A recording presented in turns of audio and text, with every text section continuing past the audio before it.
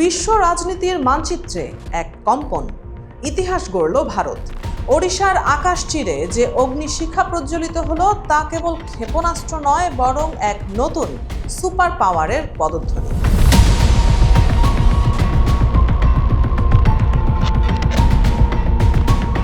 যে খবরটি শোনার জন্য কোটি কোটি ভারতীয় দীর্ঘ প্রতীক্ষায় ছিলেন, তাদের জন্য সেই মাহেন্দ্রক্ষণ এলো।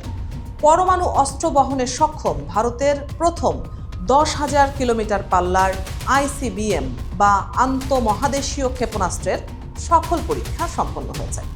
শুক্রবার সন্ধ্যায় ওড়িশার শান্ত উপকূল যখন অন্ধকারে ডুবে যাচ্ছিল, ঠিক তখনই ভারতের প্রতিরক্ষা গবেষণা ও উন্নয়ন সংস্থা DRDO এক প্রচণ্ড গর্জন তুলে মহাকাশ জয় করল।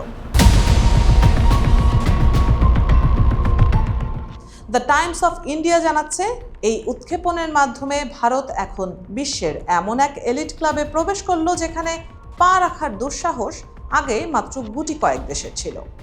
DRDO এবং ভারতীয় বিমান বাহিনী যৌথভাবে এই পরীক্ষা চালিয়েছে।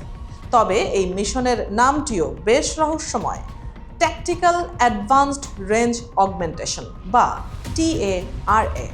এটি শুধু কোনো ক্ষেপণাস্ত্র নয়, এটি ভারতের নিজস্ব মডুলার রেঞ্জ এক্সটেনশন কিট।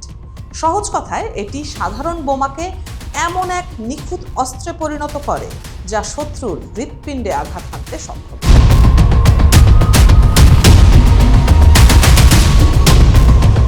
প্রতিরক্ষা বিশেষজ্ঞদের নজর কেড়েছে এই ক্ষেপণাস্ত্রের আকার ও ক্ষমতা।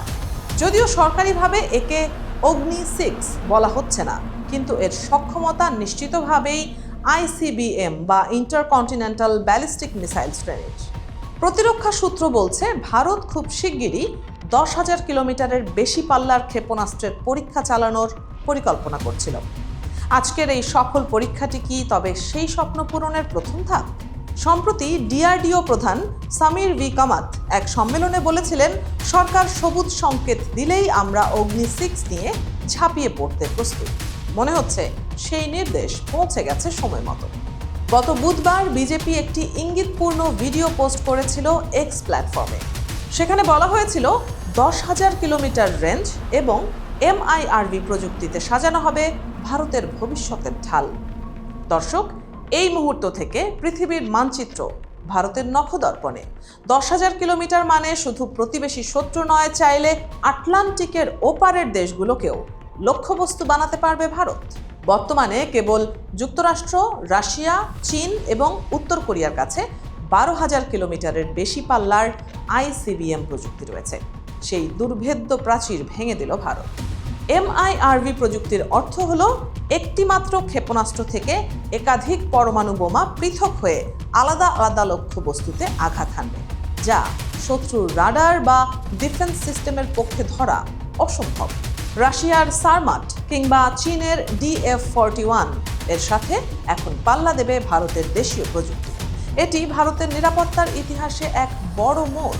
শুধু পাল্লা নয়, ভারত উদ্ভাবন করেছে বিশেষ গ্লাইড ওয়েপন প্রযুক্তি, যা লক্ষ্যহীন সাধারণ অস্ত্রকে পরিণত করবে এক নিখুঁত খুনি যন্ত্রে। ICBM আয়ত্ত করার অর্থ হলো জটিল রকেট প্রপালশন আর গাইডেন্স সিস্টেমে বিশ্বের সেরা হওয়া। ভারত আজ তা প্রমাণ করে দেখালো।